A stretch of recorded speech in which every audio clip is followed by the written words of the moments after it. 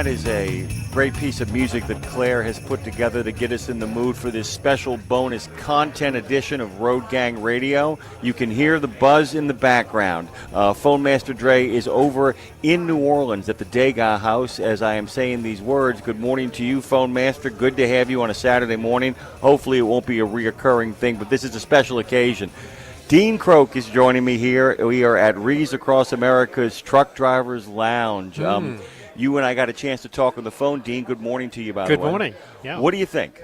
This is like a bucket list item for me. I had no idea how big this is. This is amazing. The logistics behind this is on a whole nother level. When I talked to Courtney about this at Louisville last year, I had no idea what was involved in the logistics behind this. We had a tour of the factory and watching all the folks in the cold and the water and the snow putting wreaths together. This is an amazing logistical exercise. We were out in the forest the other night at sunset and watching all the people trim the trees, the limbs. How this all happens in a short 2 to 3 week period, Jimmy Mack, is absolutely breathtaking. And then watching all this happen, like 18-hour days, watching all these truck drivers in and out. This is the most amazing logistical thing that I've seen in my entire life. It is like, you know, and I wasn't kidding. When she came on the other morning, when you and I were there, I said you basically constitute a major American fleet. Right. For about a month in time. Yep. And because the rest of it is all kind of slow planning. Really, they have to do it gradually because you can't maintain that kind of staff for the entire year. And then it simply springs into life. Well, the other thing that I didn't appreciate was how this lounge becomes like, not really like a holiday mecca, but for a lot of drivers, they go to the ATHS for a truck show and they catch up with their friends for a week. Here, there's a lot of truckers that come here and take the whole week off to meet with their fellow buddies from a military background. And I'm seeing and talking, meeting people here that are doing exactly that. But what I didn't realise, and I was talking to a couple of guys from Becker Farms from Ohio, and they were sitting on the phone with their run sheet from their bill of lading equivalent, and they're calling all of the people that they've got 12 deliveries for over the course of the week. And they're calling them and saying, you know, I'll be here at this particular time. Will you be available to take the delivery? And I said, so how does this work? And he said, well, every year we do this delivery run for these people because my daughter is part of this community, or we served in that community in the military. So it turns out that a lot of these drivers do a specific route every year for their community that there's some emotional attachment to. And it's not just one truck company. There's lots of guys here that have been doing this for well over a decade. Oh, yeah, and as you probably realize, the guys in the back in the kitchen are actually the Tyson food guys. Yeah. And many of them are truck drivers as well. Absolutely. And just happen to be expert chefs and cooks and barbecue specialists and all that stuff. The thing that I always find amazing, too, is, you know, Courtney said it when she came on the other day with you and I, telling people and reminding people, if you get a route, the first time you do it, and you love those people and you like that route, it's yours. That they will make it a priority for you, because that's what really makes this work.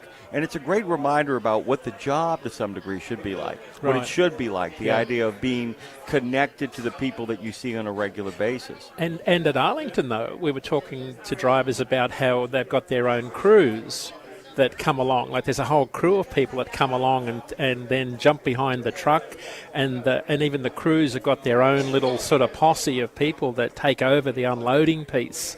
It's not just like a random group of people that get together. There's a whole group of people that sort of take ownership of a truck. That's the other part that I didn't really appreciate. Yeah, and the first year I ever did it, you know, there's a couple of rules. You can, you know, and you've been up there with us when we used to do it. We're going to be inside this year doing a simulcast with our friends at Rees. But we used to stand up there and kind of look over the whole thing. We always would do that. We were always told the rules were simple. We could stand up there and we could talk as much as we liked. They said that if we went on the grounds, couldn't interview anybody, and while we could talk on the phone or just to ourselves, to be very respectful. I had to do the broadcast that year, and it was the first year I did it, it was slush. It was snow and rain and people with their feet soaked. I was carrying really expensive equipment. And Ken Duncan, one of America's road team captains, he actually said they cleared out the boxes and set up a table, and I did my first broadcast from Reeves. It was drop-ins because Dave actually was back in studio, and I did drop-ins, but I did them from the back of the Walmart truck that was actually giving out the Reeves. And that's one of the things I noticed as well. I said, man, these guys are really working really well as a team here, and they're people that, like, seem to know people here as well, too. Right. And there's that gravity, and you can see it happen when you stand up. When you stand up at Arlington at the Women's Memorial, you can see groups of people. Everybody walks with a purpose, but there are groups of people making a real beeline to specific trucks, where the trucks are and all that. Oh yeah, there's a real connective tissue. Kind of set the scene for us, because one of the problems we have is that you and I talk when we're not on the air, and I'm like, did we talk about that? And we haven't. Talk about your first initial impressions beyond understanding what's really going on here, but like the visual stuff, we've seen a lot of your content. Most of my content's been like, I'm stuck.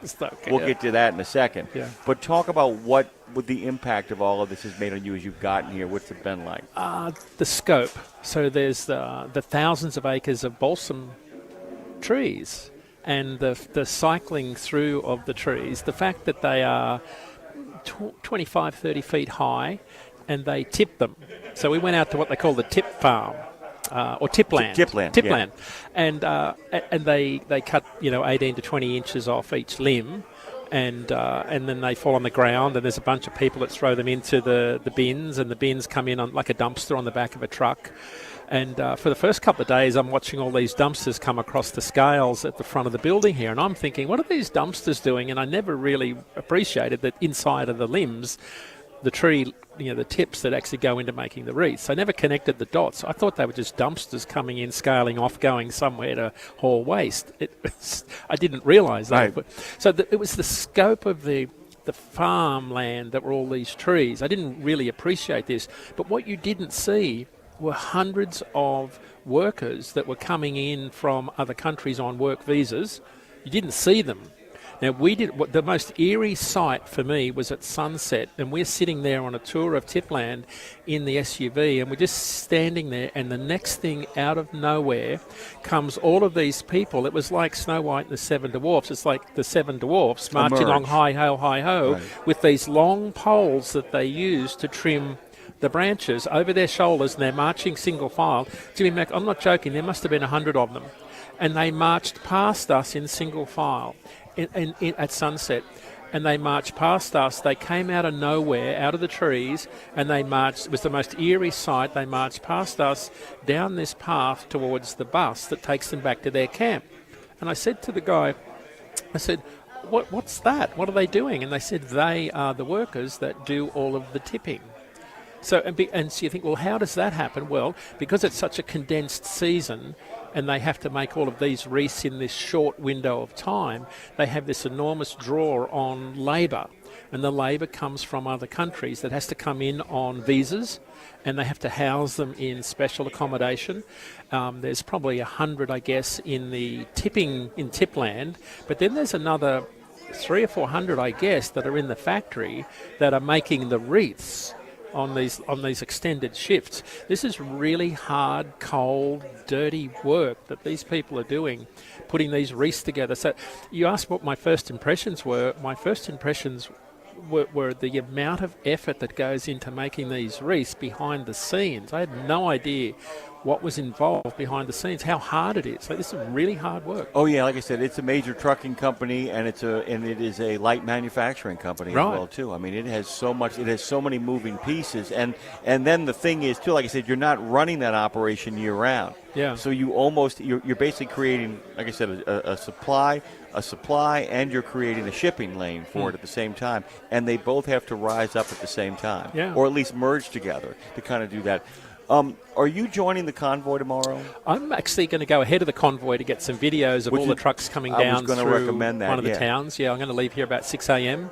and get ahead of it, get a whole bunch of content. Then I'll follow some of the trucks down, and then I'll meet them at Worcester, Polar Park, do some work there, and then I'll fly down to Arlington later in the week and meet you there. Yeah, and by the way, guys, just to let everybody know, a lot of that content is available everywhere that Dean posts his content. There's some great stuff, too. The other thing I wanted to talk to you about, did you, I mean, you must have been somewhat prepared for it. I did notice your wonder at all of the different trucks and all the different kind of, people decked out to the nines and all that, but you want to kind of set the scene on that as well, too. I usually do that, but I saw all that great video content. Tell people what you're seeing here. I mean, it really is a nice mix of upscale fleet carriers and some real individualistic owner-operators. Well, so it's a real mix of private fleets. Right. That's kind of a surprise, but it shouldn't be. A lot of owner-operators, so a lot of owner-operators that, and a lot of DAT clients, because I've been in here talking and showing open my laptop talking rates with a lot of owner-operators who haul a lot of produce. We've been talking rates out of Yuma, Arizona, and the Winter Salad Bowl that you and I talk a lot about.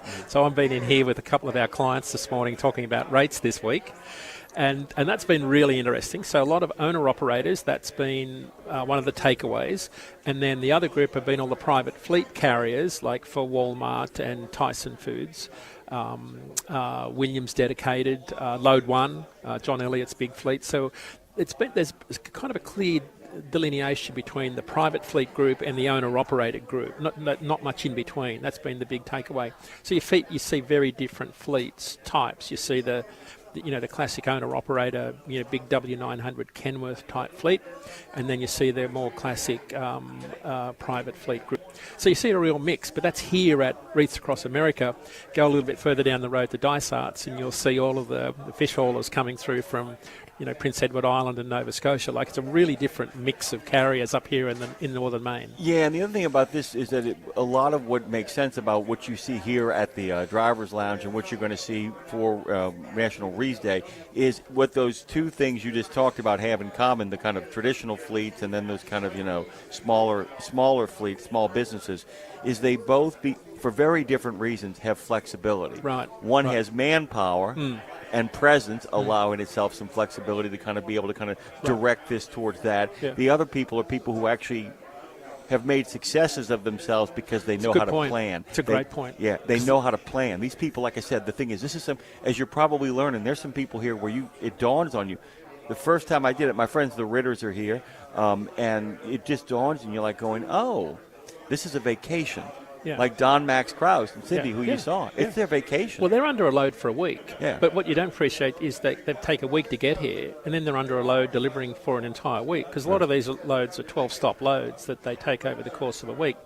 So the other part is a lot of the private fleets. There's the sponsorship angle of Reefs Across America.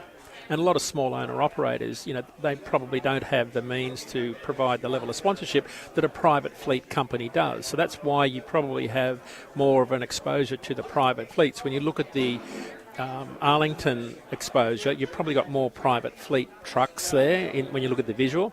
What you don't see, though, are out of the 800 truckloads that are going to go out, there's a lot of owner-operator small fleets that are doing all of those runs. That are probably, not as many private fleets that are going to be doing those. But there are a lot of guys that are going to spend all week. They're donating those services. Last night we had 6 or 7 furniture removal, household remover trucks in, loading out of the shed behind us, because they're not floor load. They're step deck trailers that have to be hand loaded by hand, all the reefs, because they're step deck ones. And these are guys loading for Texas. And they were loading out last night. Now they're not your normal type of trailer, and they're very different. These are the ones with the massive sleeper configuration ones you see. So you see all sorts of different trucks and trailers in here. That's been my big takeaway, is just you see a lot of private fleets, some owner-operators, and then we see those furniture guys in here last night, which again I was totally surprised by. Oh, Ashley? Ashley Furniture, yeah, they were out here through yesterday. This is so funny. It's one of my favorite stories about this place. Some of our listeners have heard this. The Paranormal Pie Man is here. Our good friend Brad Bentley is here. I'm talking about on the chat over there on Road Gang Radio. Good to have you all this morning. Courtney's always got those last-minute loads. People will drop a load and not be able to do it. Something will come up. Well, Steve over at Ashley Furniture, he actually showed up to come back and get one more and take care of it at the end. And, he kind of thought he would get here and there'd be nobody here because it was over. I mean, people had just moved on. Well, the guys over here in the back kitchen stuck around. We actually had prime rib. We watched the Cowboys game. And when he came in and realized we were here, he's like, you guys waited? We're like, yeah, of course we're going to wait. But that's what happens a lot of times, too, is that a lot of people don't understand that people often will tell them, I don't know if I can help, but if you really need me at the end, Right. give me a call, Right. and they'll show up. And I'm also going to wonder, we'll ask Courtney this in a little bit, I'm wondering if there are smaller, independent drivers, owner-operators, who get a sponsorship from a bigger fleet. Right. Where it's like, look, Right. I can't do this on my own. Right.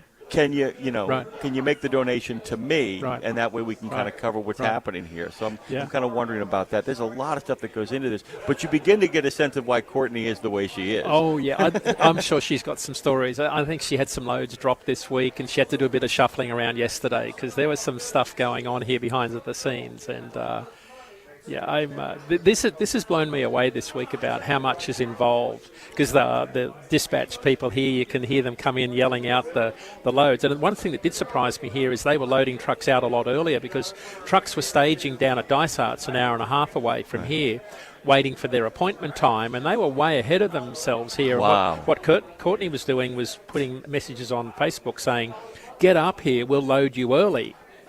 Don't wait down at Dysart's an hour and a half earlier. Come up here and we'll start loading you early. So that was a really interesting turn of events here, and a lot of drivers were trying to get up here early so they could actually get out early. I'm going to let people know, by the way, you hear the shouts in the background right now. I want to make sure it's clear that it is as crowded as it sounds, guys. Yeah. The buzz in the background isn't just a few people kind of yucking it up. It's like a Robert Altman movie. It feels like MASH, where everybody's all talking at once and trying to kind of make things happen, and there's a controlled chaos to all of this stuff. Okay, speaking of controlled chaos, I can't let this go. You and I talked this morning. Man, we have some travel problems in this country right now. Mm-hmm. Yesterday was an absolute disaster. There was an FAA shutdown for an hour. Nobody knew about it. No. Nobody knew about it, and it began to kind of ripple. So I was supposed to be here yesterday at noon. If everything had gone according to plan, Tara had it set up that I would be flying in at noon and pick up my rental car at Bangor's Airport and drive all the way in. Dean, I swear to God, I hit the tarmac at 9:07 in Washington, D.C. We actually came in about 5 minutes early. Wonderful, wonderful pilot. There's a good story about him, too, that's coming up here. Well, we have to sit on the tarmac for 55 minutes. And my flight is at 10. So, of course, when I get out, and I know that other people have been held up on the tarmac, so I know I got a fighting chance. I get over there, and nobody's doing anything. It turned out that the pilot of my flight was the pilot of the next flight. Oh. So he was like, you didn't have to rush. I'm the guy. We then waited for 2 hours, and everybody thought it was a wing defrosting problem. It wasn't. It was an FAA shutdown in a number of airports across the country, which backed everything up. We waited for 2 hours in the plane, Dean.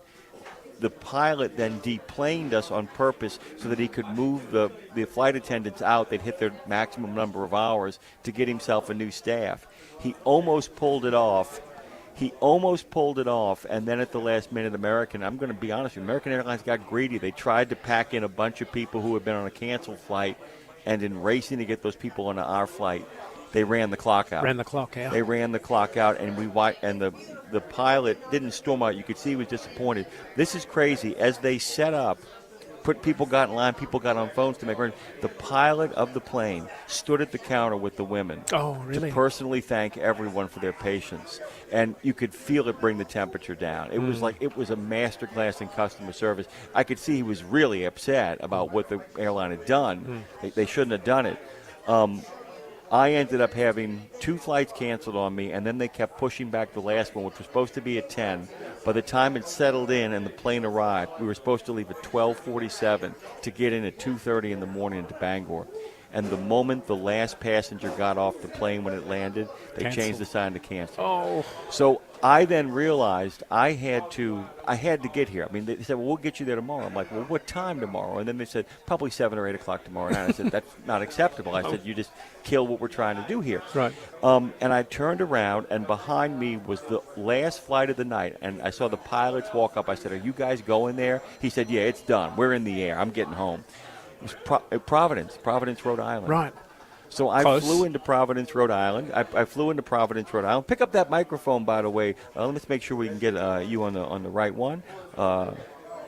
Courtney George is joining us. So I flew into Providence, but this is how I had to do it. So I'm in the line. I have to call the rental company and say, is it possible, because Boston is open, that you can move my rental car reservation from Bangor to Boston? Right.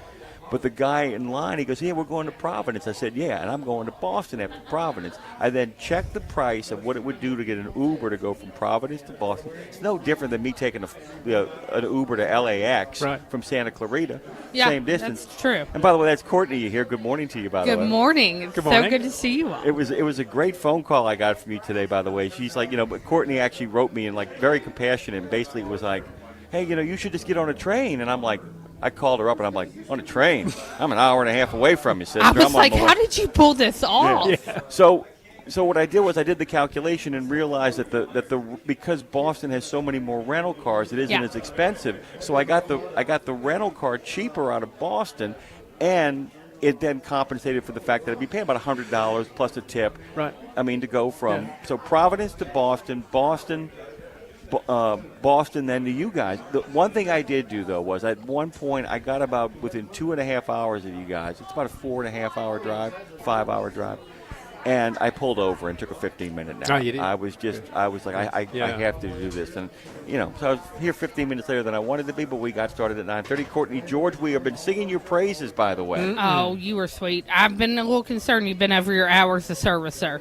Oh, yeah. I have a question for you about that, by the way. Both of you guys about hours of service, by the way. I was wondering, because the ELD for so many people is just a point of deep frustration. For others, they love it. I was kind of curious if we increase the flexibility of the hours, if we go with Dean. Dean is the crown prince of the kingdom of sleep. He's a sleep obsessive. If we change the rules of the hours of service to make them incredibly flexible, at that point, does that make the ELD a force for good for the driver? Oh, yeah. Yeah, well, that's why I put together the Hours of Sleep Consortium in 2005 to get an exemption to 395.14. So you could put together the 11 and the 10 however you want and still add it up to 11 and 10 at the end of the day. I mean, because the LD ain't going away. When OIDA comes on the air and says, guys, this ain't happening. You're safer, and you run. My modelling showed you'd run another hour per day on your 11. So instead of getting, on average, when you look at the back then it was with the Qualcomm system, you'd run on average 6.5 hours a day on line 3. You get another hour per day roll time if you had the flexibility. So you'd be more productive. Truckers would get more roll time. They'd make more money. But you still only run maximum 11 hours a day. See, in the current world we live in, Courtney, I was over my hours of service. But in Dean's model, I was good to go. Yeah, good to go. But I'm you'd be just more a rested. proponent of sleep. Yeah. I think drivers have got to get sleep. It helps them be when they want to clear. get it. That's the thing. When they want to get it. Correct. But I need them to be clear in their thought and in their mind. Yeah. But also, it also allows them to be healthier. And that, absolutely. Is their safety is my utmost concern every time. Well, people don't realize what it does in regards to your digestion, what it does to your inflammation, getting the right amount of sleep. Somebody said, how did Churchill live to 93? And people said he only got like 2 or 3 hours of sleep at a time. I said, yeah, but he got 9 hours every day. So the idea behind what I was trying to design back in 2003 was the best of both worlds, the best of the paper log world and the electronic log world, because the paper log world afforded you the ability to pull up and sleep when you were tired, and of course the line and the log showed something else. But if you can pull up and sleep when you're tired and drive when you're awake, that's why paper log data showed you were much safer compared to e-log fleets. Everyone knows that. So that's the reality of what we were trying to do with flexibility. I think the FMCSA knows that. They just don't want people to experiment on the highways with alternative prescriptive programs like that, unfortunately. Yeah, and the other thing I do think, though, is that I think it turns the tables on the ELD. It does what it's supposed to do, that you can then go, I can't do anymore. Why? I'm out of hours. Well, the 14 clock beats you. The 14-hour clock is this prescriptive limit stops you from, it reduces the incentive to pull up and take a nap, right? Because it's always working against you. Because if you're paid by the hour or paid by the mile, there's always this barrier that's against you stopping for that. So, how much would it help you with all these reefs? I mean, especially with the weather we were hit with earlier, it could make a very big impact. I will 100% say that. Yeah, this weather has been atrocious. I couldn't believe. I mean, it looks like I got a calm version of it, by the way. Guys, it was a winter wonderland when I rolled up. I'm going to say that right now. The drive here was not that hard, although at one point, that last 45-minute drive here. Yeah. I did actually. I was on the phone with Tara, hands-free, and I said, I got to let you go, boo. I said, I don't talk to anybody in the last 45 minutes of this drive. Yeah, it's the toughest part. The roads are sanded, and it's a little bit slippery and a bit and narrow. And it feels like time distends. I know I'm 30 minutes away, and then I'll look at the clock and be like, what do you mean 3 minutes has gone by? And it's because of it's the switchbacks. And you're like, well, wait, what? And it's beautiful. Yeah. In the summertime, it's gorgeous. Yeah, In the wintertime, you remember summer, right? Yes, the summer is beautiful. Winter up here is questionable. I will give, they do an amazing job cleaning the roads as someone from the south. They saved my ass. They saved my ass last year. I went into a ditch. Ditch, and I did the right thing. I let go of the accelerator and just kind of eased in and got very lucky between a tree and a rock. But those guys, and the number of Mainers who drove by like, need anything, kept coming The by. people in this state will take care, they are good, hardworking people that take care of everyone. They realize, hey, you're in a not great situation. We want to make sure you're safe and okay. Dean, I swear to God, it was like almost every single person that drove by was, I got a rope, and I'm like, AAA, okay, you're set, good. I mean, every time and then the guys AAA got there and they got me out in lickety split. But it's like that 30 minutes here in the wintertime is. I think it's the hardest part of the drive. It is. You don't know because you're close to the coast if there's a storm coming in, if it's coming off the coast or if it's an inland one. Right. And sometimes the models are not accurate because it changes. Yeah. It's one of the 4 great places in the United States where if you don't like the weather, give it 5 minutes. Yeah. Yes, very much or so. give it a mile marker sometime. How are you looking on all the loads?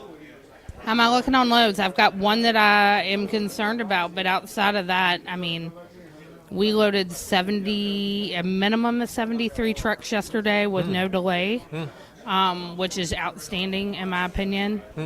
And, telling people to go ahead and come on, not to sit in Dysarts. Not that Dysarts isn't great. We love Dysarts. But getting them in here and our loading team's willingness and ability Incredible. has been just unmatched this year. That's something to watch. That's incredible to watch those guys load. Yeah, Rob has done outstanding. I've not had any drivers waiting. Like, if you've walked in here, you were being loaded within an hour. Most of the time, you're out in 15 minutes. What I love is that every year, and by the way, this is a high compliment because the first time I was here, I found it this way. Every year, Dean, they get calmer. Every year, both the drivers, because of how they're treated, but every year, the people that work this get calmer and calmer. They have. Now, some of them have more force behind their voice and a little more friction. And Courtney knows what I'm talking about. But it gets calmer and calmer and calmer. And there's a vibe you feel. That's the other thing I wanted to say. Somebody said, well, are there ever any arguments? I'm like, the problem is, I said, everybody can feel the vibe of nobody wants to be the turd in the punch bowl. I mean, no one wants to be like that. Everyone is happy to be here. This is something that I wish I could have replicated years ago in trucking. People are happy to be here. Their bellies are full when they come in. They're treated with the dignity and respect that they deserve. And I think that goes a long way. I thought it was fascinating this morning. Being a truck driver sorry? Hold on one second. Okay. That's great. It's a great suspense moment. You will find out what Dean thought was fascinating, but we got to take a really quick break here. Let the people who take care of us, like Reeds across America, take care of themselves. Phone Master Dre is over in the city of New Orleans taking care of us at the historic Degas House. The Fastport Studios over there. Speaking of Fastport, Brad Bentley over on the chat says, hello. I love Brad. He's the best. Got some really groovy Christmas music courtesy of Claire Marie. Little kids are running through. They love the magic of the moment. There are parents who have children that are going on the run with them. There are amazing. 5 kids in that truck.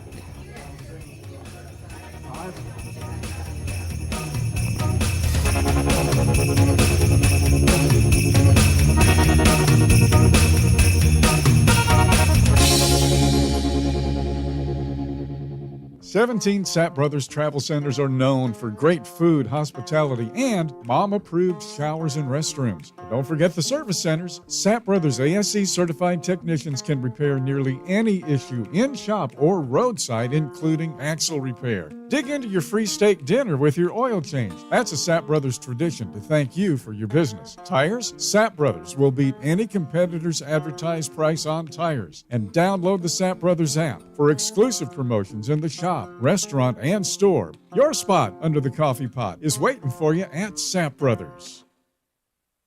It's one simple act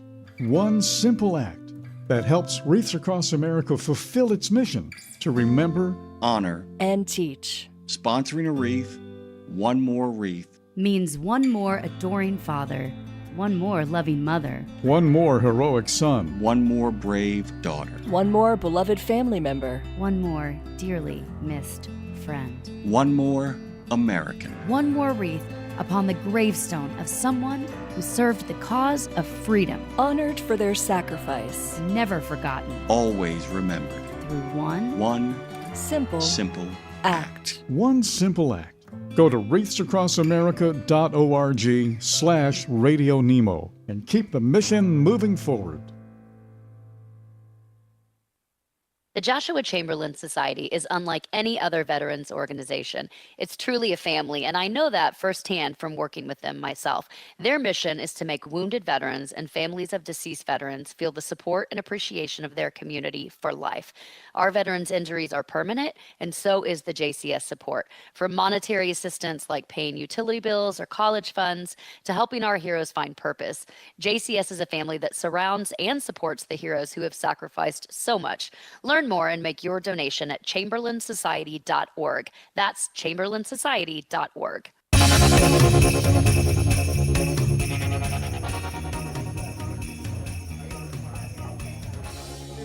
So nice to be here at Wreaths Across America at the Truck Drivers Lounge. We'll be talking to a whole bunch of people tomorrow here from the Drivers Lounge. Dean will not be here with me. He's actually going to do what he does best, other than, do an amazing job analyzing the markets and telling you where the freight rates are best. He also does a great job creating content that really kind of pulls people in and grips their attention.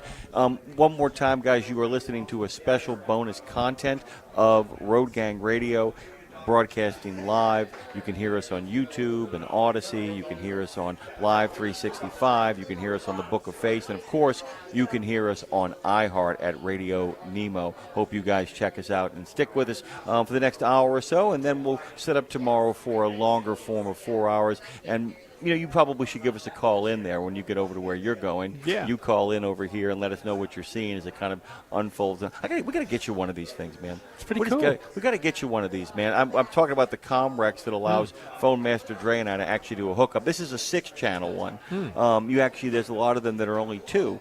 And if you notice here, I'm showing Dean something you guys can't see, but this is the 2-channel one, which we have two of those, by the way. Lindsay needs one in case she goes traveling. This thing at the bottom is the 4-channel, so you can actually disconnect these and do that. It's really kind of groovy stuff. All right, so would you ever consider driving in the convoy? I would. Yeah, absolutely. Yeah, absolutely. I would love to with the trailer. Yeah, I would. Yeah, I would do that. Yeah, absolutely. If invited. How was your drive up, by the way? Easy. Bobtail, very easy. No rain. It's a nice drive. I love driving up through northern Maine. Spectacular scenery. Like, I was marveling at the spectacular scenery because it's always nice after a snowstorm, after the snowplows have cleared. My drive up here, same thing. And every once in a while, the thing about anybody who hasn't driven in Maine, if you haven't been up here, there are moments where it looks like it's going to roll in lovely countryside, then you'll come over a hill and you'll look to your right, and you will see, the rest of the world, that massive body of water, or inlets, or lakes, or any of that kind of stuff, and you see them, and it is like any other country landscape, but it's not. It's got its own unique feel, like each one does as well too. I think it's the only. People don't realize that this is very close to the Acadian National Forest too, by the way, which is, according to a regular contributor of this show, one of the 4 darkest places in the United States. Oh, really? And he thinks it might be the darkest because the other 3 are in the American West, and even the one in Oregon is a high desert, so you don't get the cloud cover you normally get in Oregon. So those other ones are like in New Mexico and in the Pacific Northwest. So you get stars and wide open spaces here because there's a reason why this is called New England. I mean, this is the area of the country whose climate most resembles that of certain portions of England. And what's interesting is that forest, Dean, gets so dark at night. It gets so dark at night. Now, when it's a starry night, it's lovely. It's the same forest where the Walden Pond is. That's where Thoreau wrote his book, Walden. Oh, That's wow. where he was inspired to do Right, that. right. And of course, people down in Louisiana always say, Acadian, what are you talking about? Right. That's our word. I'm like, well, No. yeah, but that's where you guys came from. Right, That's the great diaspora of those French Canadians who came down from Southwest Louisiana, came down to Southwest Louisiana from this northern part of Canada. I wanted to also talk about, this is an interesting thing, too, because this thing gets bigger and bigger. We're talking about 5,000 cemeteries now, most of which are in the continental United States. Could this thing get so big that it does? You know the great joke about truck inspection week, or truck driving championship week, where suddenly like there's a lull in the market because there aren't enough trucks out there. Could this thing get that big? It could. Oh, absolutely. Yeah, I'm sure this has an impact. I'm sure this has an impact on certain markets because there are so many drivers here. I know, Jimmy Mack, when there's the 75 Chrome Shop truck show in Wildwood, Florida, I know there's a shortage of capacity for refrigerated trucks in Florida. I can see it every year. I bet there's an impact. Did you, correct me if I'm wrong. I don't mind being wrong about this. Didn't you say there was kind of a big uptick last week in the rates? And Yeah. Whenever you see the Festival of Lights, the Diwali Festival in Lodi, California, there's a shortage of trucks to load produce out of there. The difference here, though, is there's a lot of private fleet activity here across America. So that's very different than the spot market freight volatility. So in the produce market, we see a lot of rate volatility around the Festival of Lights, Road Check Week, produce markets, because a lot of produce moves on the spot market. You don't see a lot of rate volatility around contract freight that moves on private fleets, because that's all, private fleet. You don't see a lot of rate volatility around those markets. I was kind of curious I want to talk about the Punjabi Festival of Lights for a second, too, because I think a lot of people don't understand that religion at all, because, there's been not always our finest hour. Sometimes a lot of those men get picked on with the understanding nobody should be picked on. Right. But there's also people getting picked on because they're being mislabeled. They think they're picking on one person. What is the story in regards to, I know a little bit about it. What is the story in regards to the Punjabi presence in the trucking industry?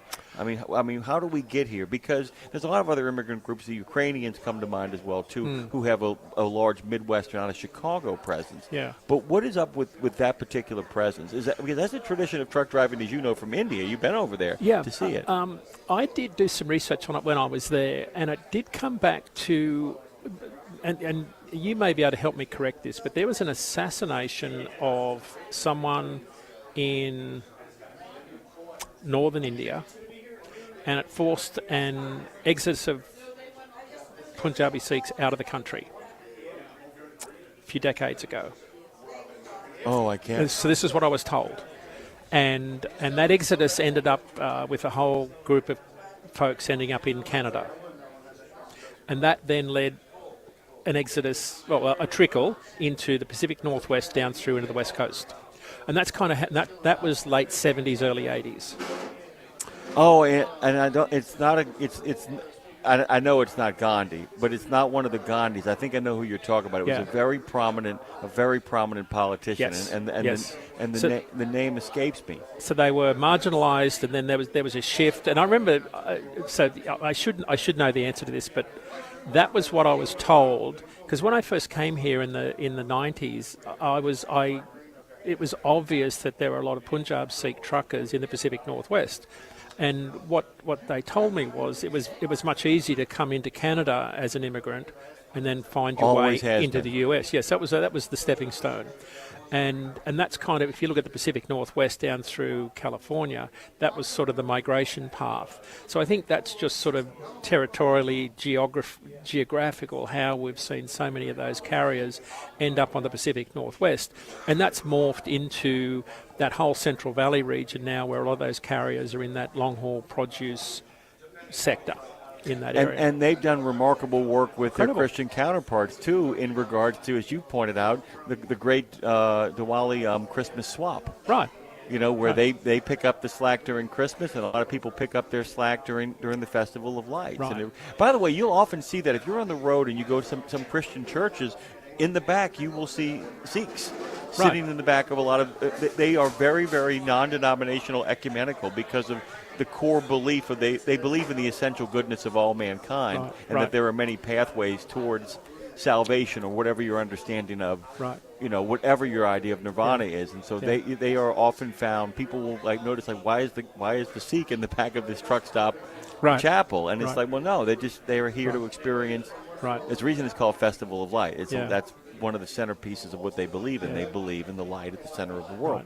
So it's just always kind of fascinated me, and I've always thought to myself, how do they end up here? And I had a suspicion it was the Canadian connection. Yeah, but it stems from something that happened back there in northern India. And it's the other thing is that, once again, not a surprise to you, not a surprise to me, they are some of the biggest proponents of English language proficiency. Right. That their organizations are, as we make a point, it's guess what, guys? We're not the largest English-speaking nation in the world. Right. India's got claim on that, just like Portugal can't claim the largest Portuguese-speaking nation in the world because the Brazilians want to have a word with you, by the way. Yeah. And I've been thinking about this, too. Do you speak any foreign languages, any languages besides jokingly, I speak Australian English, but that's a very different thing, though. That's culture. That's kind of culture different. A lot of people say you're joking. They say, no, if I spoke Australian English, you wouldn't understand me. But so not really. I speak a little bit of Croatian, but not fluent. Yeah, I'm okay on German. My wife actually is fluent in French. We were talking about this last night. One of the things about being stuck in an airport is there's a guy, he's a former NSA guy who had his own business, and we were talking about AI you and I were before. And I was talking about that the VOTEC skill, that along with whatever your passion is for work, that any sort of VOTEC skill, you have one in driving a truck. I have one. Dre's got a couple of them, as a matter of fact. Along with being a very good producer, he actually has a lot of what I would call high-skilled manual labor skills that kind of go along with it. Somebody once told me that the ability to be able to speak a foreign language and finish a book in total was kind of the center of what you should be able to do. The guy said, can I make one correction? He said, yeah. He said, as long as one of the languages is actually knowing computer code. He said, I would add, if you can really speak at a high level in regards to computer, he said, I think that would qualify. By the way, I loved our conversation on AI and Allentown and talking about his album when I was having breakfast with Cindy and Max Krause. Turns out her favourite album was Nylon Curtain. And we were talking about it. She was listening to the show, and she said, that's my favourite album. And we got talking about that whole show, and that was a really good discussion. It's one of the funniest endings to an album, too, Dean. The last song on that album is called Where's the Orchestra? Right. And it's and he basically, he wonders, it's about a guy who goes to a play with his girlfriend, and the whole thing is about, wasn't this supposed to be a musical? Right. It's just, and it's really charming, but it's also an attempt by him to kind of get serious in a non-New York way. Scandinavian Skies is a really good, really, that whole album is pretty terrific. Yeah. It also features a song that Garth Brooks actually got a lot of mileage out of, which was Goodnight Saigon. Right. And it does. You can feel the idea of that alienation. And by the way, it's a great document for the country changing. You've gotten a chance to. So you've got a chance to meet Don and Cindy. Yeah. Anybody else you get a chance to meet? You've spoken to or heard about and not gotten a chance to meet? Well, Chuck Andrews here. Had a great conversation with him. Joe Rennie, here he is here. Just met some of these characters here. Met a lot of people, your kind of names on Facebook that I've been talking to here over the last couple of days. It's been really interesting to meet new people. But the common theme is all veterans, all from the military backgrounds. 27-year military veterans. Chris and Nancy that are here with the Sherwin-Williams team, they're driving to Arlington to put a wreath on their son's grave, who took his life in 2023. Heartbreaking stuff. He's been a law enforcement officer for decades, but he's been driving for Sherwin-Williams for a few years. He's terrific. Just the best people. Dave and I got a chance to. I knew what was coming, and poor Dave, who'd never been up here for this before, had always been kind of the guy back at the home front. Yeah. So Dave was up here the first time. Those are among the first people he met. Yeah. And he's like this. He was like, wait. What? He's like, does this get? How many more people are going to be? I said, Dave, you need to get ready. Yeah. Because one of the things you guys will do if you ever get a chance to come up here, by the way, Marshall is delivering Reeves. this year. A number of our friends are going to be doing it next year. One of the things, if you come to this particular place, you're going to meet some Gold Star families. Yeah. And tonight you're going to meet them as well, too, Yeah. at the thing. Well, so we saw the house last night where they're all staying. We got a tour around the museum. This was amazing. Yeah. We're going to actually we're going to bring a friend of ours over here with a major award.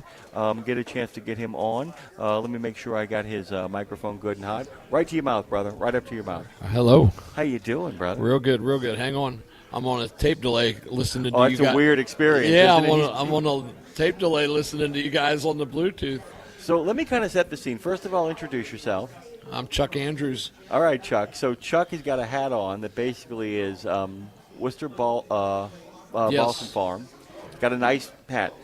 Tell him about the button-down shirt, which is just fantastic. It's a Hawaiian style. It's but Hawaiian style, but I'm from Cleveland, Ohio. Okay, the hat, Merle gave me this yesterday, so I bugged him because Merle will always wear the Reese Company hat. So I have a collection of these Hard Daddy shirts, and this is the leg lamp shirt. So I'm from Cleveland, Ohio. The Christmas story. a major award. A major award. Fragile. It's Italian. Yeah. I got to tell you, so the reason it made me so happy last Christmas, I don't know if you know this, I, for a Christmas present, brought my brothers, sisters, mom, and dad all T-shirts, but all unique T-shirts from the movie. Some of them parodies. Okay. It was like The Good, the Bad, and the Ugly poster was turned into the old man, the mom, the major award. And I love it. But we had last Christmas, we had a Chinese Christmas Day feast, and everybody wore T-shirts from A Christmas Story, by the way. He took that.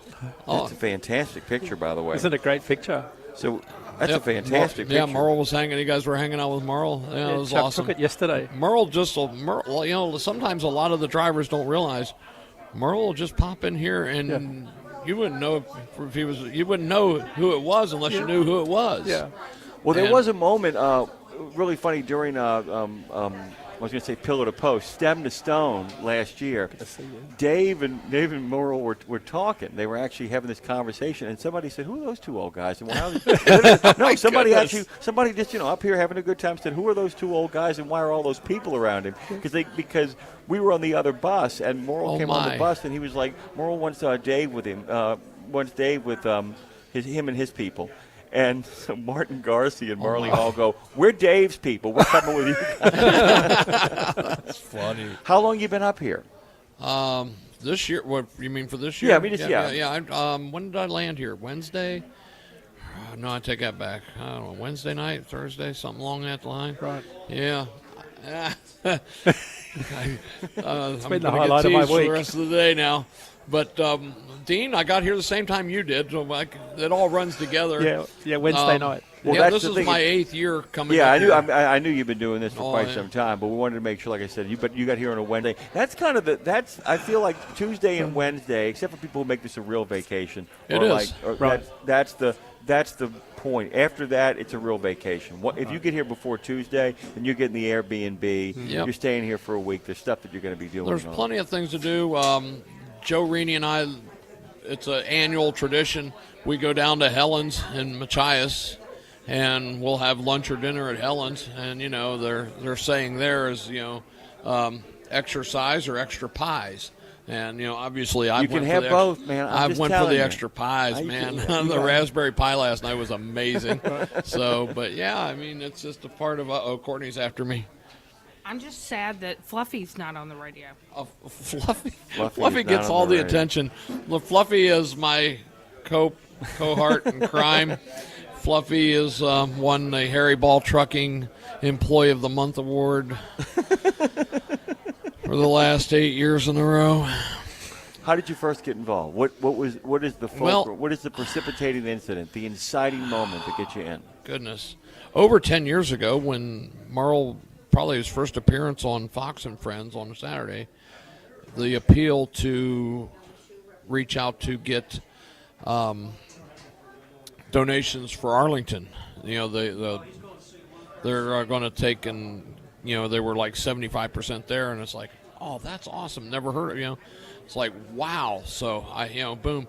So my brother and I had donated, and then when we bought our truck in 2018, that was the first thing I did was contact. There was a young lady before Courtney, before Dawn, and Deborah was her name, and she was the recruiter. And I talked to her in June of 2018. I says, okay, I've got my own authority. I'm all set. First thing I wanted to do, I told my brother, I said, I'm not doing this unless I get to do Reese Across America every year. Whatever, as long as we're making money. And by the way, they accommodate that on the flip side, too. Courtney talks about that. You find a route that you like, you want to keep it. Once you do it once, it's yours until you say, I don't want that anymore. Yeah, Arlington is the show. And there's, Tyson and Walmart and everybody. I have the American flag on the front and back of my trailer. I don't have the side wrap trailer, but Arlington is the show. Maybe someday I'll do Arlington, but I'm not gonna lie. I've got a great route, dude. I have an amazing group of coordinators, and it's different. My first 2 years, my last stop was Bridgeport, West Virginia. And great people, had a little parade, and then Clarion, Pennsylvania got added on. And Noreen Shirey is my coordinator for Clarion, and then I've got a lady now that's also Franklin and Seneca, Pennsylvania, Debbie Wozniak. She came here from Pennsylvania from New Mexico. Just up in, she ran This is what we've been talking about. This is the impact. She ran the Reese for the cemetery in New Mexico. She was a big wig at the government level there. Just retired, packed up, moved to Pennsylvania. Now she's a coordinator for these little cemeteries in Pennsylvania, and it's amazing. But I have 2 parades in Pennsylvania. And the great thing that Noreen puts together is I go through these schools. The whole part of the mission is to educate the youth. So to teach these kids about the mission, our veterans and the Reese and the meaning behind it, that means more to me than anything. To talk to these kids, and then I have the banner on the truck. Everybody signs the banner. So in fact, I need to bring that in and get you guys to sign the banner as well. But it's really important to teach that message about the mission. That's incredible. And they do that. And then my last stop is this little funeral home in Follinsby, West Virginia. The gentleman who owns the funeral home has it's not quite a black tie affair, but how cool is that? It's a nice little, like an evening stroll, the Christmas evening strolls. He has, he'll have hors d'oeuvres and drinks and everything, and people come out. And it's just a small stop. He only gets 11 boxes. But, man, does he promote the mission there in Follinsby, West Virginia. Well, it's that's amazing. what it really is about, by the way. I saw this thing yesterday. It's not related to Reese, but it has the same emotional spirit. There is a high school called St. Ignatius High. Cincinnati? Yeah, I think it Cleveland? might be. I don't know which one it is, but I know that the boys from the high school, they are pallbearers for people who have died who have no friends or family. And these young men show up in coats and ties with their friends and family, and they carry, and they do it for anybody who passes away who has no one to speak for them. And they come in and they carry the coffin and they bring people who love and support them in a show of solidarity for this person. Or when a person only has 1 or 2 people in their life and they feel lonely, these people show up and they will become the pallbearers for that. It's the same sort of spirit, because it's the same thing about that. Anyone who, if you don't die alone, that name continues forward. Exactly. Then you're still with us and still part of the fabric of the story of us. Yeah, when we lay a wreath, we say the veteran's name when we lay the wreath. We do the remembrance tree up here, and I've tagged 2 trees yesterday for veterans that have passed. One was killed in Iraqi freedom, and it just it hits you sometimes. The vet that died in Iraqi freedom. Can you imagine that? His widow, Cheryl Shaw's her name, being 20-something years old, a couple kids at home, and getting a knock at the door from a couple officers that your husband's gone. I'm sorry, before I forget, it's St. Ignatius in Cleveland. Yeah, that's right. I live 5 miles from St. Ignatius. That's your neck of the woods. Yes. And it's called the Pallbearer Ministry, and it involves 400 students who assisted 150 to 180 funerals. One student shared that while the experience is deeply sad and heartbreaking, it also helped him gain a greater appreciation for the role of the family in his own life. And I was kind of curious in regards to the relationships you've built that you're talking about, the woman you're just talking about. Do you feel like the relationships you've already had have benefited from your participation in this?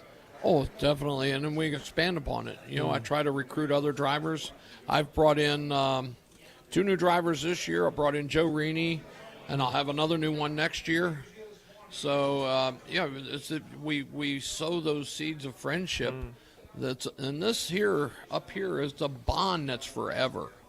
Reese is a bond. And it's, a lot of guys. I never got to serve in the military. I tried to join the Air Force. They 4F'd me out, Don't like short, fat guys, I guess. Can't blame them. But it's that band of brotherhood, that the military guys say. And there are a lot of people who want to serve, and this is an opportunity for people to actually. And that's I went to high school with kids that served. They're my age. We're not kids anymore, but I have a friend. My first year, I tagged a tree for his son. Think about it, I'm almost 60 years old. I went to school with this gentleman, super nice guy. He was in the Army. He had a son. And his son, the day before he was supposed to go out on his 3rd deployment to Iraq, became one of the 22 a day. Oh no. Oh, man. Hit you, don't it? Oh. that hit you. You have some friends out there, by the way, the Paranormal Pie Man and Dustin Keene and Forod all say good morning to you. Glad to have you aboard. Good morning, everybody out there. I hope you guys are having a good time. When do you actually take off? When are you out of here? We're leaving tomorrow morning. We're going to follow the convoy. I want my new guys to experience the escort. We're going to follow the convoy, and then we'll split off in Ellsworth and head to Ohio and Pennsylvania. Dean Krogh joins us this morning. And Dean, who's our latest guest? Who's this guy? Chuck Andrews. Yeah, I can't believe it. And you got Joe Rennie to do this? Yeah, Joe Rennie's somewhere around here.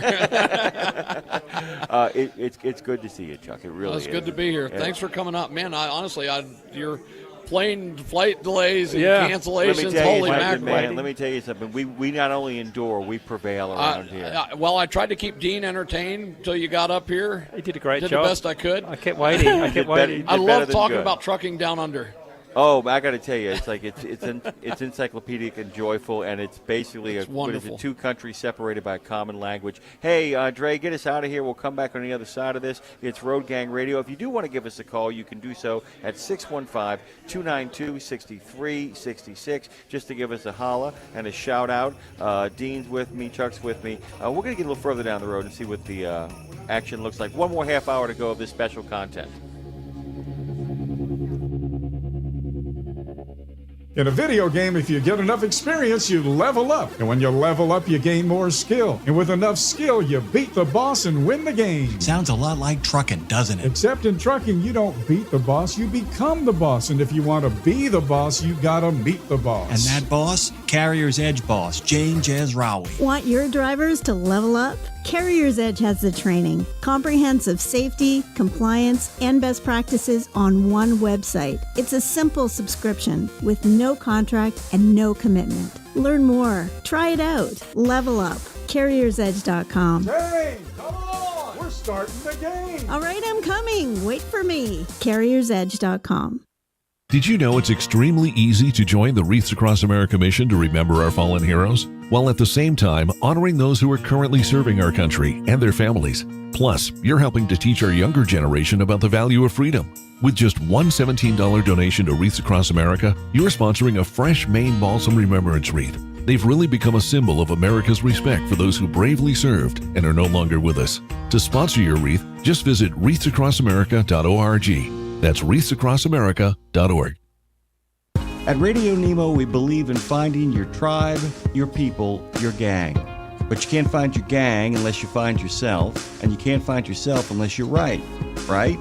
Lindsay Lawler's We Should Write is a podcast about the healing power of writing.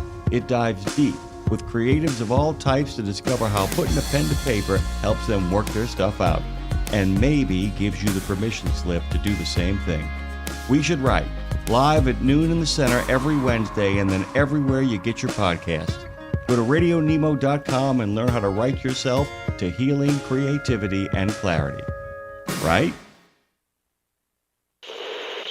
There was an era when truckers were out there, alone. Long rides, dark nights, miles from home.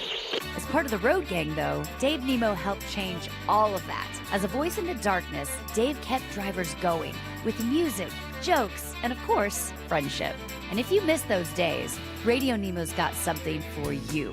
Nemo's Night Beat puts the gang back together with an hour of trucking tunes and road songs, classic comedy, and those fun factoids that you came to expect. Nemo's Night Beat is Dave at his very best every Monday night at 7 in the Center on iHeart, Odyssey, and Live 365, as well as Tuesday night at 9 on Reese Across America Radio. So head on over to RadioNemo.com and join the gang on the beat. Nemo's Night Beat.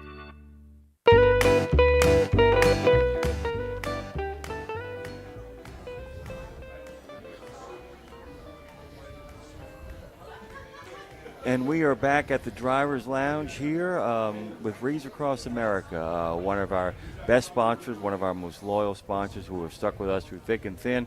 And by the way, if you wondered why, Mr. Morin, if you wonder why, by the way, our good friend, I actually call you Brown Dog Morin. Very nice. I think that, it fits. BDM, I think there it is right there. It's the man with the plan. It's good to have you back, Craig. It's always good to see you, man. And I hope you've had a good time here so far, right? Yeah, I've had a great time so far, and thanks for having me on. It's always a pleasure to be here with you. I was kind of curious, how many trucks do we have now? Every time I talk to you, you have one more, two more. I think we're somewhere in the neighborhood of 35. Yeah, last time I talked to you, you had 30. Yeah. And the destination is 50? In theory. Do me we'll organically grow until I'm tired and retire. Dean Croak is with us here really quickly. Do me a favor. I don't have my normal notes. I want to make sure we do you right. Let people know about your company. I want to make sure that people get this right. So to understand what it is you do up here in Maine when you're not doing this, and you are deeply enmeshed in this.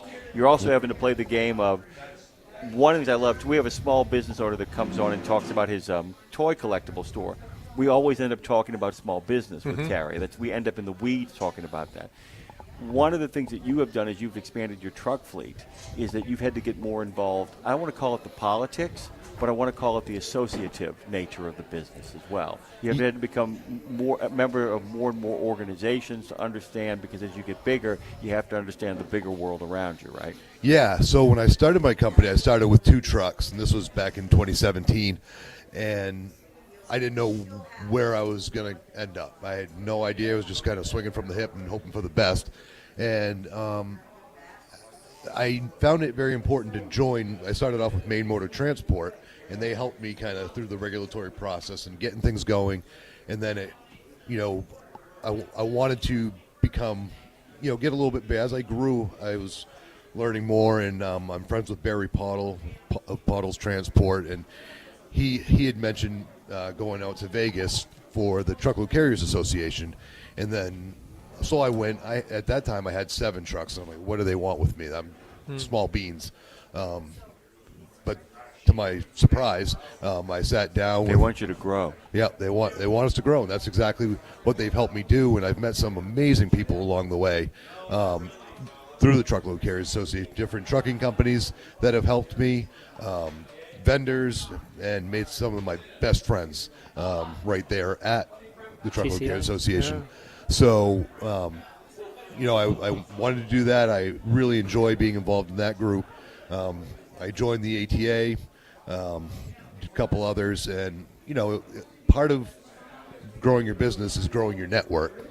And that's kind of what we've done. It's everything. Our good friend from Fastport, Mr. Bentley himself, is like maybe one of the great symphony orchestra conductors of all time when it comes to that. So-and-so meets so-and-so, because you're always looking for connections. And sometimes those connections are about introducing the right people to each other when you don't benefit other than them remembering you were the one who actually put them in touch with those people a lot of the time. Because Dean comes on, we talk about the social media stuff and promoting your brand. Well, those associations are a way to promote your brand as well, too. 100%. But the most important thing is everything. So there is information, there is content, and there is what you create. Content is something that kind of gives you an example of what it is you're doing, but it isn't what you've created. The content is what you're showing, what you've done. But those associations are an opportunity to meet people who can get you further down the road. And, of course, you both know where I'm going with this. Where we are right now, while it is not the main purpose or point, grows associations. So for those of you who wonder, do I have the money to do this? Can I afford to do this? I think the case can be made that this can help you expand your business. Don't do it here. We're not saying that. Don't come here and do that kind of network, and you shouldn't. Please don't. But it does. You meet the kind of people that share your values, right? Yeah, absolutely. And even here at Wreaths Across America, we're all here. All the drivers are here because they want to be. And that's the fun thing about it. And I've met some great people here, and again, growing that network and driver to driver chatting and learning what other drivers are facing, and I can use that in my business by just listening to people and what's making them ugly at work or what they really love about their job. Right. So then maybe I can take some of that and bring it my way. Yeah. Well, and the other thing is somebody who runs a company, you make people available, you work with your employees to make them available for this, but for somebody who runs a company, I think talking to some of these men and women about how they were able to get the time off, that there's something really to be learned in that. I mean, if you're meeting an owner-operator, how did you navigate this so that you had these days to do this? Because it's also about strategizing the load you bring up. The last place. I mean, that's what Dan, Scat Pack, he couldn't be here this year. It broke his heart. But his plan was always how close could he get, a run here so they could drop it off and then be able to head there. And then what kind of run did he have either in Washington, D.C. or wherever he was going next? And it really is, to have this kind of fun, you got to be able to plan, right? Well, people want to be, human nature is you want to be part of something. Yeah. Like, it's not just a job. Like, you want to be part of a team. Yeah. Right. And this is not just a driving job, but being part of what you do. Like, this is a cause. This is a cause beyond just working for your company. Yeah, absolutely. This is a bigger cause. Like, and what better cause to be part of than Wreaths Across America and honouring our fallen heroes? I mean, that is a monumental cause. Yeah. There's nothing better than that. And for me being here, I really love transportation, obviously. So and so I offer my services here. Not just trucking wise, but I'm here for a week helping out.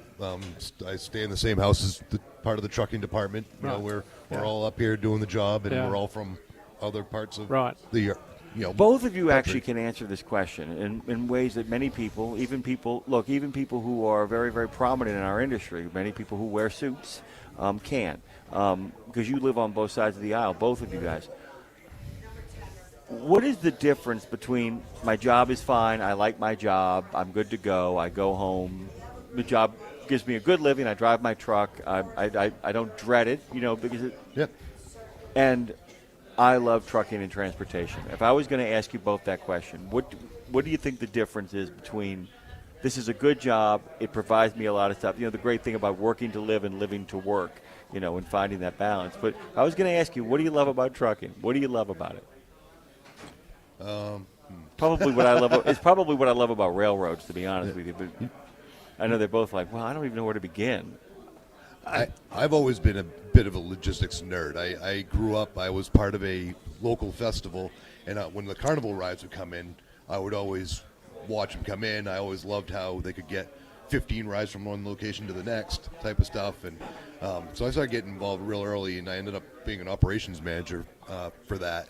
And it just kind of grew. And my love for logistics kind of brought me here to help these guys out. And the thing I love about my job is being able to do these things and honor our veterans. That's big to me. And I know my drivers that are involved. I got quite a few that got involved this year.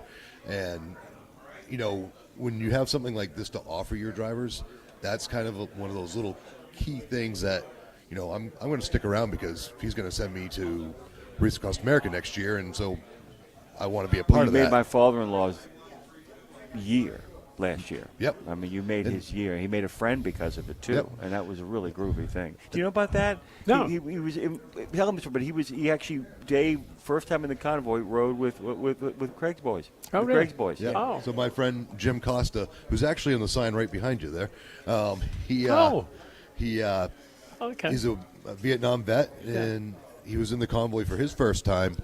He's been involved up here with me since we started. He wouldn't have it any other way. Right. Yeah, I'm going to have to pry the steering wheel out of his hands, right, when it's time. And he just loves being up here. And that whole trip, with Dave. Dave last was year. supposed to rotate from cab to cab. They didn't. He get in the cab. He's like, because they're both Vietnam vets. Yeah, they're both right. Vietnam. Jim is in country there, and Dave Korea, and they're just like, no, we're fine. Hmm. No, this is good. This will work just fine. I got the call from Courtney. She's like, we're going to keep Dave in one truck. Why? Because he wants to be in one truck. And I went, okay, that's fine. Yeah. But it's the kind of it's the kind of thing that happens here. You gravitate towards what's fun. Yeah, and those guys had a blast.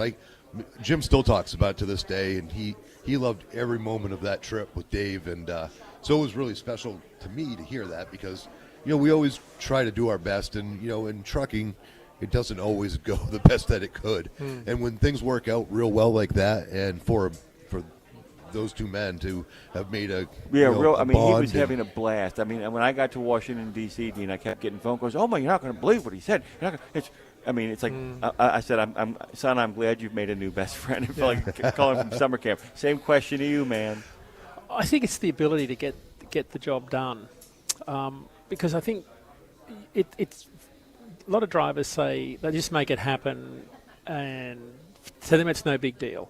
But when the odds are against you, drivers have a way to get it done, but you have to go through some incredible hardship to get things done because you know what happens, and it all rolls downhill when you're driving a truck. You would not believe the stuff that goes wrong. And it's heartbreaking sometimes, the amount of stuff that goes wrong when you drive a truck. You just can't believe how stuff stacks up against you. But because you're in the middle of nowhere and you're on your own and you have to get the stuff delivered. And I think that's what I always love about truckers is they get the job done and they get it delivered and they kind of walk away from it. And they're not looking for, they would love a thank you. They would love that, but that's not what you get. Like, you don't get that. Yeah, you think, I would just love it if someone said thank you instead of, like, why are you late? Like, but I would just love it if someone said thank you. And not always the boss says great job. Like, not always great bosses say, I really appreciate what you did. That's kind of what separates good bosses from the not so good ones. Well, being able to is being able to articulate not great job, but actually what the great job was. Yeah. To be able to say that is a big deal. I won't lie to you guys. Yesterday, I had as awful as it was, figuring out how to get here was a blast. Oh yeah. I was like, if I get to Providence, but it's like, but you start doing the thing. That's what I'm talking about. Yeah. It's like how your brain goes into overdrive and you think, I know how to make this happen. Yeah, that's a logistician. And I love turning around and seeing that there was a flight going to Providence, and I'm like, wait a minute, that's 4.5 to. I can do that. Right. I can do that. Yeah. But without the rental car and starting to do all that, getting on the phone and figuring all that kind of stuff out. Yeah. And I can imagine, by the way, for you, half the time is spent. Do you get a chance to drive as much as you would like, or? I did in the beginning. Now I save it for parades. I don't blame you. It's okay. I get so busy with not the politics, but the business. And the business. It's not a good use of your time. Like, I just don't have the time to drive anymore. No. So I might pick up a parade here and there. And, go. I call it go and play. Or we do a lot of stuff for our school department. We pick up pallets of groceries for the kids and help them out. So I'll go do that. Yeah. Little local moves to basically help people out. Yeah. I mean, it's kind of like, being Bear Bryant coming down from the tower to kind of execute a block, show people how it's done. And I think it's important, too, to kind of, if you're running something, to be able to keep sharp just enough so you can be like, that you can still be a teacher, still be a trainer, still be able to talk to people about what's going on. I would imagine any new technology you probably make a point of using as well, too. I wanted to ask you that. What are some things that you guys are going to start onboarding in your fleet that either you're looking forward to or not looking forward to? As far as onboarding, we're pretty open-minded when it comes to a lot of new technology. So we got the cameras, we have a really nice ELD system and all those sorts of technologies that most everyone has now. We've just designed our own TMS system with a company out of California, great guy who I actually met at a trade show. And I told him, I said, you chased me around just long enough at these trade shows. Now now you're gonna be my problem. Like we're gonna do this dance together. That's a big thing, isn't it, in the idea of designing your own. That's a big thing, though, designing your own stuff, right, Dean? I mean, there's a lot of customization that goes on. Some places where it shouldn't. And people can't, where you want kind of a consistent thing. But there is more and more customization. Almost every trucking company requires customization, and I think that's where a lot of TMS companies miss the miss the boat because they don't understand everyone's got a subtle customization requirement. Well, that's what we know. Speaking of TMS, our good friend Chris Orban and I were talking about this. We had the idea about it in regards to our own content now, where we were talking about the idea of people of fleets purchasing content. And what I mean is you would go through like a week of stuff on our show, and you would then kind of curate it, tell us what you wanted, and then we would create a playlist on all the podcast platforms of the week that was, so that you'd be like, this is brought to you by, Brown Dog as an example, and then people could listen to it, and your employees would have a special thing, hit a passcode, go into a place and have all kinds of information and news you wanted to have, special interviews for them. Everything is about customization. The danger of it when it comes to what we do is that people start telling themselves what they want to hear, and that's the only problem with that I can foresee. But any other places where you're kind of excited about what's next? I'm trying to get my head wrapped around some AI stuff. I don't. I have some great content you should listen to, right? We had a big conversation about this, and his idea about well, it's not his idea, but he reminded me about prompt engineers. That's really the future. You're not going to lose your job to AI. You're going to lose your job to somebody who knows how to use AI. Yes. And that's really what it kind of comes down to. What are you finding out with it, though? I can make some really neat pictures. Right, you can. I can turn it like that right there. Yeah. So, AI generated. But like my guys I got some real techie guys that work with me that are loving it. They're trying it all out, and I'm like, you just tell me what works, and we can implement it. I have a crazy one, Dean. I was thinking about the whole thing when I actually I wrote a 6-paragraph prompt, and it did it almost to perfection, except for one thing. The theory stuff, it sometimes has a hard time with, because while it understood what I told you, the French situationist thing, it understood what it was. It could lay out the intellectual tenets. It couldn't replicate it in the art. Right. But one of the things it did say was, if you're going to use that approach, it did stop and go, and from time to time, you should ignore what I'm telling you. Because the stuff I'm talking about is all that don't buy this ad, this is not an ad, all that kind of breaking the mold, the meta kind of realization. And the AI program told me every once in a while you should ignore what I say and disrupt the hell out of this.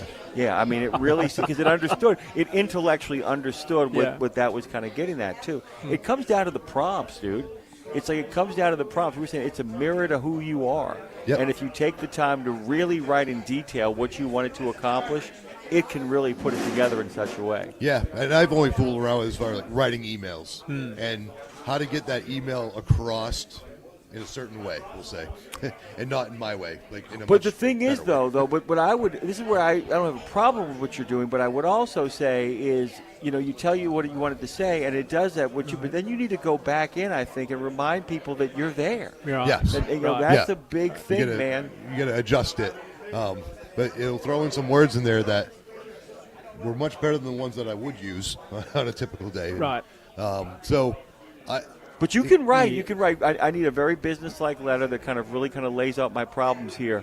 But from time to time, if you want to get a little salty, you can do that too, and the AI will do it. Personalize it. The AI, and what it'll do is it'll actually put it where. This is what's really cool. It'll put it where it should go, and then you can go back and write the saltiness in your own language. Yep. But it'll let you know where you can kind of lurk and sneak that in there. Yep. Just a lot of groovy stuff. I can imagine, by the way. But here's the thing about AI can't do. It can't replicate this. No, this is authentic right here. And I think this is where the future of what is next in regards to people and making money as human beings. It's a good point. It is. It's about you. It's about creating situations. You can outline one. You can map it out. You can say all the things you need. You still got to go get people to come in and have a good time. Yeah. And I think. What's your favorite thing about all of this? About Wreaths Across America? Yeah. Oh, you name it. I started in honor of my grandparents, and so that continues. My grandfather passed away in 2000, World War II veteran. I got a whole wrap trailer with him and all my grandparents that were in the different wars. Great-grandfather, also World War II. And my favorite part is there's a lot of camaraderie amongst, there's 5 or 6 of us living together right now for a week and a half, or whatever it is. Coming up here, working with all these guys. You know, I see these guys only once a year, and it's just fun. It's different. There's chaos in all of our lives, and of course there's chaos here. You look in the parking lots, people come and go, and there's a lot of moving parts. But I think that's what brings us all together and kind of. How about successfully messy organic workfall? I love that. That sounds like an AI thing. I put that in my head, and the AI spit that back out at you. By the way, out at you. Dean, you're going to do this again? You're going to come back here and do this absolutely. again? I was just thinking about that because this is sort of the fabric of almost a quarter of the whole trucking community is the military connection. Yeah. And not for nothing, but the trucking parking guy gave Dean the prime spot. I know. He did. He did. Let people know. Told by you the way. back. There it is. I walked up and I said, how much money was he passing out when he got here? I mean, what's going on here, man? Yeah, you know the parking lot guy. You can park wherever you want. I was pleasantly surprised. We're going to be sending pictures, by the way, of a lot of stuff coming y'all's way, by the way, all that kind of stuff. Can I ask something? Oh, ask what you like. Brown Dog, the name. How did that happen? We were working on starting this company. I had a business partner. He said, all right, we're going to incorporate on this date. I need a name, come up with a name by then. And I've been dreaming of doing this for like 20 years. I don't think I'd have a name by then. So I'm sitting on my couch at the 11th hour, and my dog walks by and sits near me. And I pet her and I said, hey, Brown Dog. And boom, it was done. Brown Dog. Yeah, so I had a chocolate lab at the time. Her name was Lily. She had driven with me. Probably close to 1 million miles that she was with me. She had a big chocolate lab. And, Brown Dog. And Tara loves it. It's one of Greg. It's one of Tara's favorite names because she's got two chocolate labs. Yeah, and I see her pictures on Facebook. They're fantastic. She's like, oh my gosh, she's like, that's the best name ever. I'm like, okay. That's so you it. understand. And it's marketable, so you can say Brown Dog. It's just a name that's going to stick. Right. I don't know why every time I hear it, even though it's something I always think about the quick brown fox jumps over the lazy dog, and I feel like it takes like the laid back nature of the dog and the cleverness of the fox, and I was in Dysart's on Wednesday night, and I'm just sitting there, and next thing this Brown Dog truck goes past. So that's a great name. Yep. Yeah. Let me ask you a question about that. I mean, let's stay on this for a second. I mean, did you find that? Did you get did you feel a boost when you finally gave it the name? Yes. It was kind of one of those. When I called my business partner up and told him the name, he goes, "That is absolutely genius." He goes, "We can market that to pieces." Yeah. That's great. Yeah. Imagery, catchy, simple. Yeah. So I told you. And you know some of the struggles we've been through in the last 6 months. When we came up with Road Gang Radio, we trusted somebody, and of course those people went out and bought roadgangradio.com and tried to shake us down. And there were people who said we should just get rid of the name. And I said, no, we're going to keep the name. I actually bought a domain name for it. You know what it is? It's getwiththegang.com. Right. I'm like, I like that better anyway. But it really is important to find the stuff that you want. Did you make sure you get all the stuff? How did you make sure that you got all the kind of branding and trademark stuff? People realize you got to move fast on that, right? Oh yeah, absolutely, and we did. My business partner had done this before, not in trucking. He owned a fish company, but he had that business sense, and he learned. Yeah, and I was just coming out of a truck. I handed in my keys to my fairly new Kenworth that I had picked out myself, and I was like, wow, this is different. So. He got me going on all this business stuff, and 8 years later, we're working on a plan for him to sell his shares to me, and I'll be 100% owner of Brown Dog, and but without him, it would have been very difficult, and who knows if I would have survived it. Yeah, I mean, so one of the things that we changed over at RadioNemo is we have lawyers now, and I told my father-in-law, I make the joke all the time, I said, people that begin with lawyers end as friends, people that end with lawyers don't. Yeah. Good point. And one of the things that, to be able to have Fred call me and be like, hey, before we get going here with these articles of incorporation, I need to get every single logo you have. Please send everything over. Send all your titles over. Send everything. We're going to trademark it all right now. And all of that's the kind of stuff that we talk about all the time on our segment, Gene. People don't think about that. Yep. And if you could do it all over again, although you've done very well and you followed a really good plan because you have somebody who had a lot of sense, is there anything you would have done different? It could be something small, too. I think you've done so much right, to be honest with you. We have done a lot. Yeah. Could be a tweak. Yeah, I would have. We grew real fast in the beginning, and that kind of took us back a little bit. it was It's more the second biggest reason people go out of business. Yeah, so The we had to- undercapitalized, and number two is they grow too fast. Yeah, and so we grew too fast about 2 years in, and so I realized it right away. Like, I was hiring, if you had a pulse, come on down. That got expensive. So we learned really fast. We steered the ship, and when you're small enough, you can steer your ship pretty quick. So we put a plan in place. We took a full year to just batten down the hatches, nail everything down, and that was the best year we did. It was a lot of work. We had a lot of new processes put in, and again, this all was help from my friends that I've met over the years that had some great processes that they were using. So try this. Great. And when you're building a company from the ground up, trucking is not the easiest thing to kind of get into on that level, to build up a company to get up to the 30-some-odd trucks. Exactly. It's a lot. But it's why associations are so important. That's because it. There's a tipping point, 30, 35, suddenly you're in the game. But it's that, we told this to Lindsay about podcasting. When she started her podcast, We Should Write, we said 7's a good number. I said 25 is the number where you lock in. Because there's a lot of podcasts out there. Check how many get past episode 20. Hardly any. Really? It's stunning. That's interesting. For all these tens of thousands of them, there are very few that actually make it past 20 and 25. It's hard work. You're literally, unless you're smart, there's a lot of people, though, who wisely will do one a month. Or one every other week, as long as you're hitting your goals and doing it. We are running out of time here. It is great to see you, man. It's great to see you, and I'm sure we'll be seeing a lot of each other over the next week. Next week is going to be kind of crazy. When do you get to Washington, D.C.? I'll be there on Tuesday. So will I. So that would be really cool. And we're going to be a part of the Vet Ready Summit. When do you get to D.C., Dean?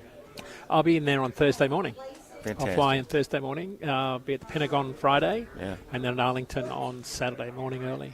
Be very, very groovy, guys. And Lindsay's going to get in town. They wanted to get in on Tuesday. They just have a We Should Write. They've got to do live from Nashville. Then they're all going to come over. So Tara and Lindsay get here on Wednesday. I will be going to D.C. on Monday, but really kind of settling in on Tuesday. I finally get a chance to just enjoy the city for once, just for one day. Yeah, they're great. Not one step ahead of the sheriff, which is where we spend our time here on Road Gang Radio. Greg, and of course our good friend Dean Croak. Thank you, brother. Thank you. Great to see you. This has been a bucket list item. Check. Check. There you Check go. that off. Check. You know what's so great about it? It's a bucket list item that you don't realize how much of a bucket list item until it you was hear. until you hear. That's And you exactly go, oh my God. Yeah. The first thought I had the first time I came here was, I'm so glad I haven't missed this. Right. You know, I'm glad I'm not catching it at the tail end, when it's, you don't remember back in the day. It's still awesome. Yeah. This is great. And now we got our wreath hooks stuck in you, so now you're stuck with it. Well, last year, going to Arlington was like mind-blowing. I thought, I'll never miss this again. And coming up here, I didn't know what the driver's lounge was. But I told you, I did warn you. I said, did. Knowing who you were, I said, man, I told Dave the same thing. He's like, yeah. I'm like going, dude, I'm telling you. He was like, holy. This is wild. This is the truth. Dean Croak, Greg Morin. We always love our good friend Dre over there in New Orleans, who got up early and made the drive over here. Really appreciate you, brother. I told you I would get out of here at the time you're supposed to get out of here. Thank you so much, guys. We'll be back tomorrow. Madison with a T will be producing from 7 to 11 in the center and 8 to 12 in the east. Dre, make sure you tell her it's 12 o'clock in the east so she doesn't panic. Okay, brother? Thank you, man. Give me some music and get me out of here, brother. Got it. Thank you, sir. Tune in tomorrow, guys. We'll be talking to everybody out there in Funville. Big thanks to Dean Croak for joining us. Big thanks to Dre for making it all happen. And big thanks to you guys who actually participated in the conversation. In the conversation here at Road Gang Radio. Go to roadgangradio.com and jump into the conversation there. Continue the conversation. Make comments on our Facebook page and all the other places we broadcast. Dre, I will talk to you on Monday, okay?